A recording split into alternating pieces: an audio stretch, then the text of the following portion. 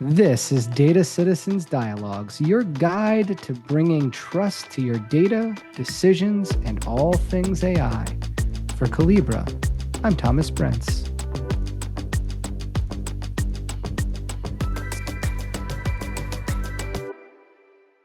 Hello, and welcome back to another episode of Data Citizens Dialogues. This is Calibra's podcast dedicated to the achievements of our customer community.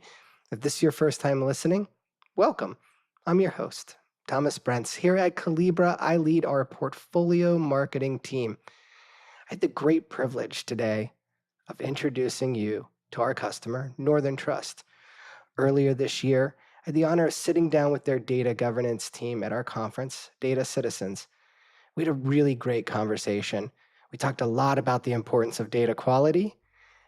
There's a fun analogy baked into this story, all about flying a plane. Let's see if you pick up on it. Let's listen in and see what we learn together, shall we?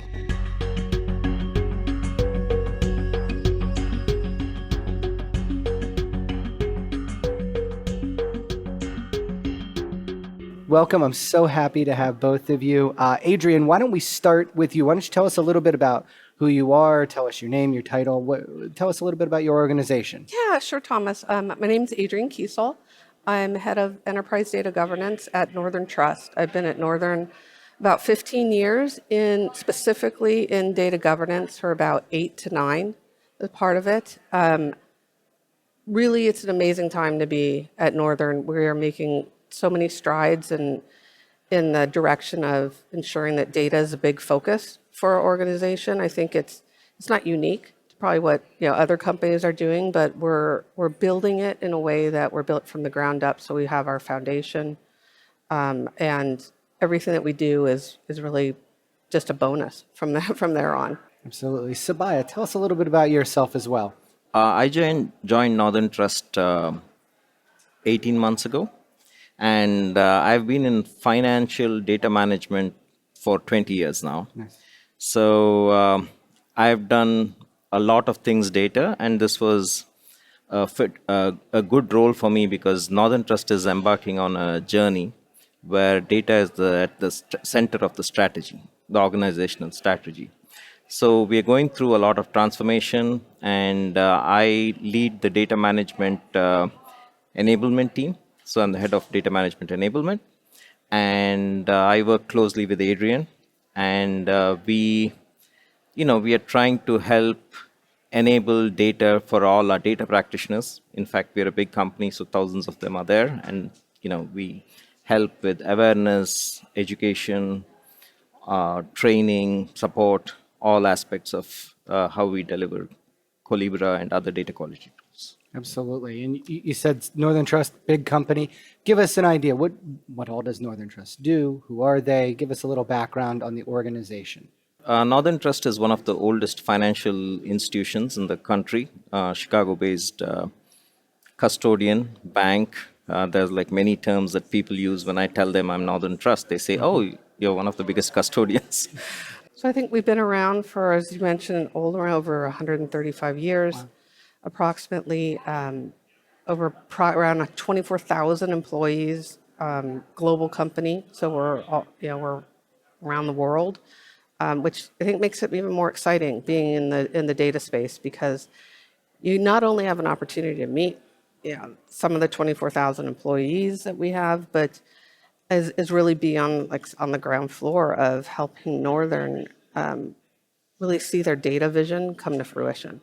I can imagine all of the people spread all over. I know. 130 years of data, right? In some aspect. I always say data governance, nobody's doing data governance for data governance sake, right? They're doing it because there was a problem. There was some catalyst. What was the problem at the beginning of your data intelligence journey that kind of kickstarted your efforts? I'd say that it's not one problem that we had, and I don't even know if it's a problem. It's more maybe it's a challenge that we have. The whole data landscape's changing throughout the world. We had made a executive decision. We wanted to treat data, as an asset and really change the culture of what data means within Northern Trust. Along the way, we found, We want to reduce the silos. We want to be more proactive instead of when events happen, we want to be able to get in front of them as they're happening or before rather than afterwards.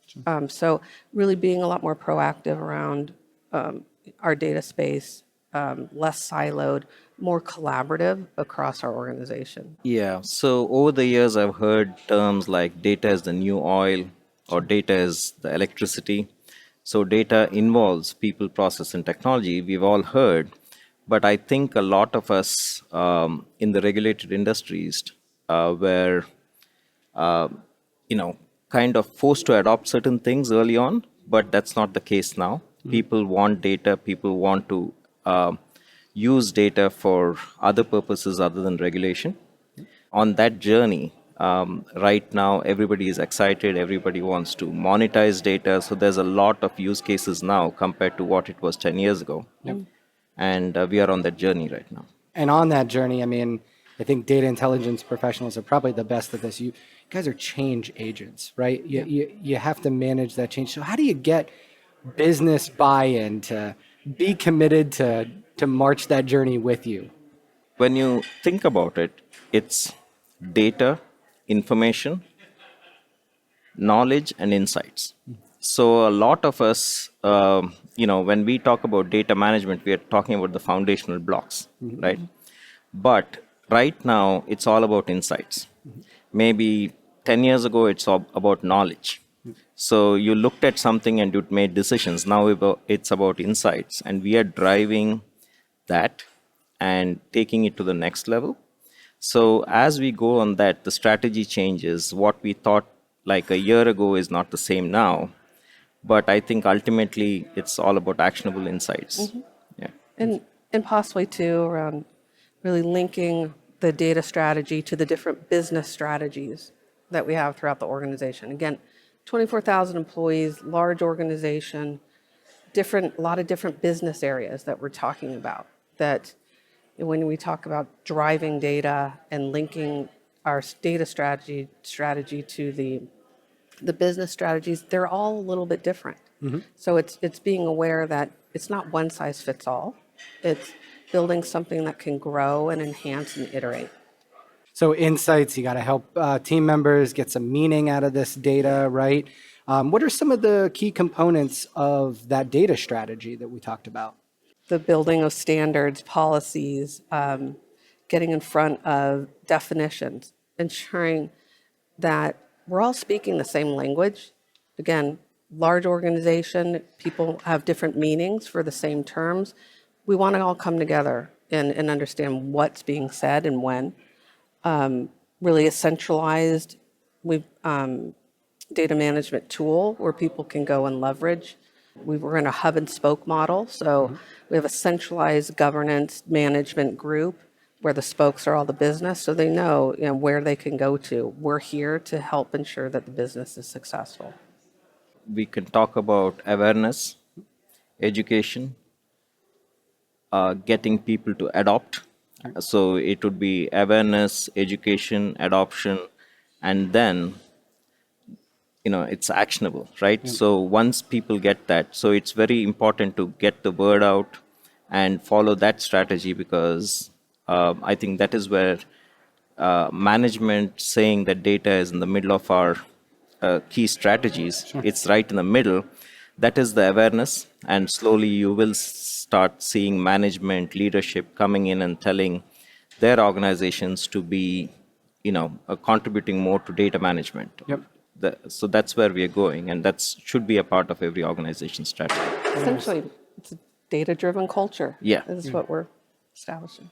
So getting people involved, adoption, good success metrics, right? You're getting more folks around that trusted data, right? What were some of the other, early green shoots? How did you start to prove out some of the success maybe in the first 6 months or so of your program? So 6 months seems like a long time, but really when you're talking about changing the culture of a company such as Northern, it's not. I mean, it's as Subbaiah mentioned, it literally is a journey that we're taking, and as cliche as that sounds, it truly is.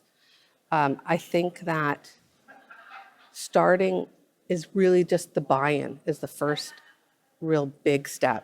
And it was a challenge, to be honest, is ensuring, that the business understood the direction we were going. We had to be very clear, transparent, and collaborative with them, because otherwise they're not, why would you want to take up something new or go down a path unless you really had the understanding and you believed that it was going to be a benefit for your business?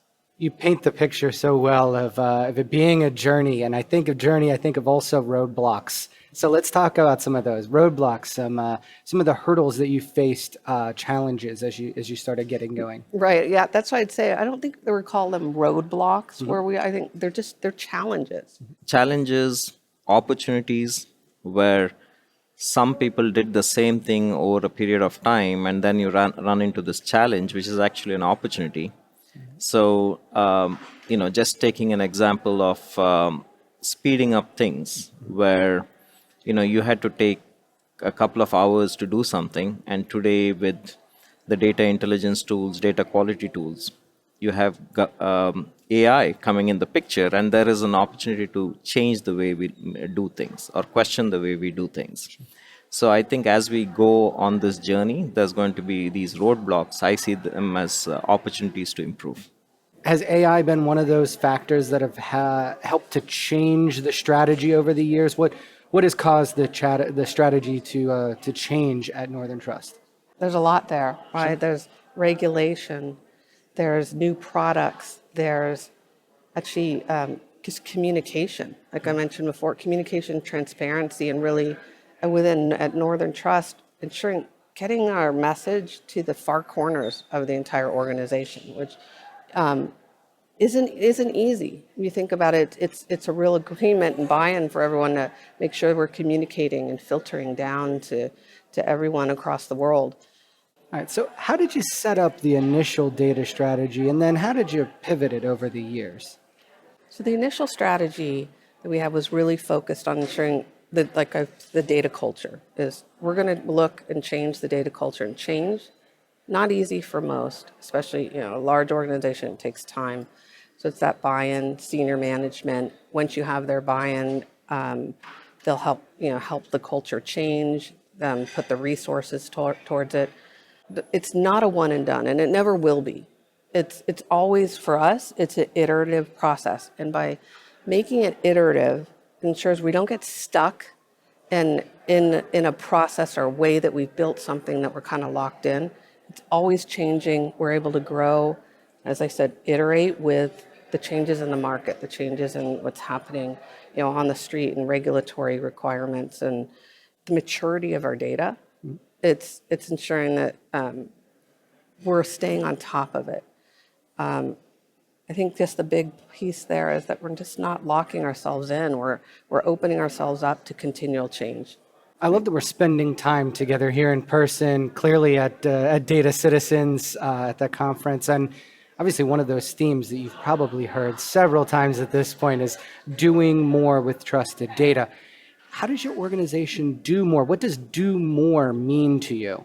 Somebody once asked me when we were doing some reports, and I was younger, less wiser.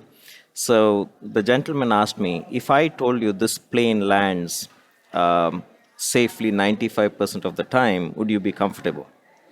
So trusted data is what drives a lot of the knowledge, the insights, and things like that. Whether you're making a decision based on an AI model, you need trusted data. So the building blocks, if I say I'm 95% confident in this, I don't think it is actually going to be very helpful for somebody who has to make a very key decision based on some data points, and it could be a 0.001% off here or there, right? Same thing, AI bias, because you're not getting enough samples, you could have a biased output. So it's a very important where you trust the data, you know where the data comes from, how it was curated, Who owns it, right? who owns it, how it was tested, how many times was it done, all those things. I guess the owning of the data, the uh, who is looking at it, what is the use, how confident, the confidence levels, all those things are important. And I think data trust is a big deal right now because we're making these models take decisions in some cases, you know. You're always looking for more momentum inside your organization, right? More adoption, getting to new corners of the pocket. When somebody asks, what does the data team do? What's the prime example that you give that you've impacted the business? What I tell everyone, my responsibility is to ensure that the business is successful.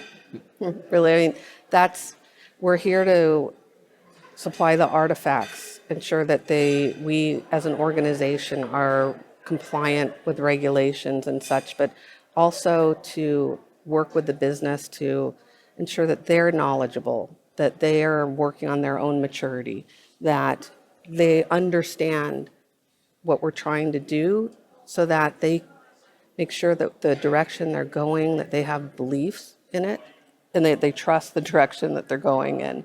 And I think what Subbaiah said about the trust of data, that really is sort of the underlying sort of theme is ensuring that we know where our data is coming from, we know who owns it, we can trust it, and that's a whole different landscape than we've ever been in, because it's always been, oh, we just fix our data where it lands, versus now we know where it comes from. Now we know what's happening upstream of us, and I truly think that's our job, is to help drive that and teach our counterparts and our peers about best practices, compliance, and giving them opportunity and options. What's Northern Trust focusing on now? And then where do you see the roadmap ahead? I think from a strategy perspective, I'm quite new to Northern Trust in certain terms, right? A year and a half is nothing in Northern Trust. But I was very excited about data being the center of our strategy. And that is going to drive a lot of things. And we are doing transformation, financial transformation, cloud transformation, data transformation. And as we go through it, I think there's a famous saying that build it and they will come, right? It's probably associated with Las Vegas. So as an enterprise, as an enterprise organization, we have provided Colibra as a tool for data quality and Colibra enterprise catalog. Now there's a lot of excitement around it, and a lot of business units are excited about it. We used to work in silos. Now there is a data strategy, there is a data management tool that others can use, give up spreadsheets, maybe give up other tools that they were using, and come to the center and be a part of this revolution. Are there any success factors that you guys have hung your hat on? Like, this is the thing that the team, the data office, has delivered to the organization? Very similar to what Subbaiah just mentioned is the onboarding and the rolling out of our data management platform that we have has really brought the organization together. It really has. In a way that it's exciting and amazing, quite honestly, that one source of truth. People can understand when somebody's saying something, what they really mean. Lineage, understanding where our data comes from. It's brought a lot of excitement, not only with our with our data team, but just the business areas that we work with, our stakeholders. I think it's just excitement that our excitement is sort of spread to the rest of the organization. And it's just, again, reaching those far corners and getting everybody on board. What I would like to see is Colibra being used because it is useful to the end user and not because they have to use it for a regulation or an audit point. Right. So I'll be happy to see somebody say, "Oh, look, let me look at this and just look up in Colibra and see the definition or see where the data comes from." And that is where I want to get to. That's awesome. Just use Colibra as a data consumer or a data producer who wants to use it and not forced by anything. Yeah. It's great that there's such a buzz at Northern Trust around data, around trusted data, and what your teams are doing. I certainly feel a buzz around this conference as well. What are some of the key things that you've taken away from maybe some of the sessions or your peers as you talk to them here at the event? What are some of the things that have inspired you or that you'll take back home to Northern Trust? We have a lot we want to take back, and it's about how we're thinking about things, thinking really outside of the box, and just a lot of underlying currents that we hear throughout the organization, how we're going to sort of fold those into the strategy going forward. The keynote, I think, for me was sort of a turning point on that. And you're right, though. You just walk around it, or even at the events that we have here, people, they want to talk about data. They want to understand what other organizations are doing and how they are being successful in their strategy. And this is the place to do it because it's not all just one, it's not all finance, it's not all healthcare. It's all different ways of organizations coming here that we're all about data, just have a little bit of different way getting there. Yeah, this is a great platform, right? Both the event where everyone can, collaborate, learn from each other, but also this podcast, one of those things that you guys learn from each other on and then get to help tell your story. So to that effect, Adrienne, Subbaiah, thank you so much. It was a pleasure. It was Thank a pleasure. Thank you. Thank you so much for doing this and stopping by. We appreciate it. Thanks for Thank having you very us. much. Thank you.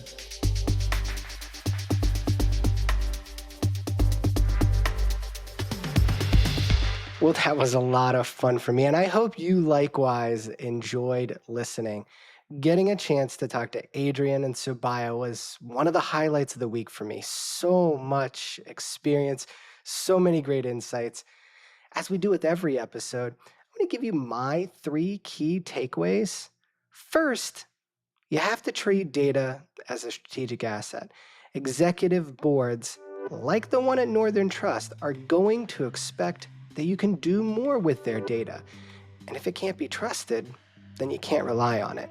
Second, make your data strategy iterative and adaptive. As Adrienne shared with us, you may not always have it right from the jump. You have to be flexible enough to pivot if you don't find success. And of course, getting buy-in early, well, that's key. Lastly, 95% isn't good enough when dealing with data quality. Subbaiah gave us this great analogy around flying a plane. You want that thing to land 100% of the time, not just be pretty good.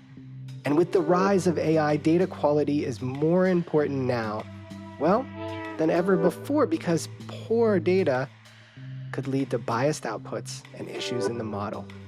Now, what better note to end on? As we say here at Calibra, AI starts with trusted data. And you really felt that mantra throughout the conversation with our team at Northern Trust. Audience, thanks for listening. Thanks for spending some of your precious time with me. I look forward to catching you on the next episode. And for Calibra, this is Data Citizens Dialogues, and I'm Thomas Brents. Thanks for listening.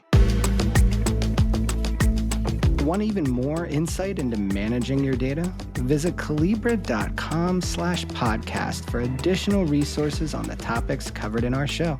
Be sure to follow us on Apple, Spotify, or wherever you get your podcasts so you never miss an episode. Enjoy what we have to share? How about a 5-star review? At Calibra, we absolutely appreciate your support. Data Citizens Dialogues is a production of Calibra in collaboration with Stories Bureau.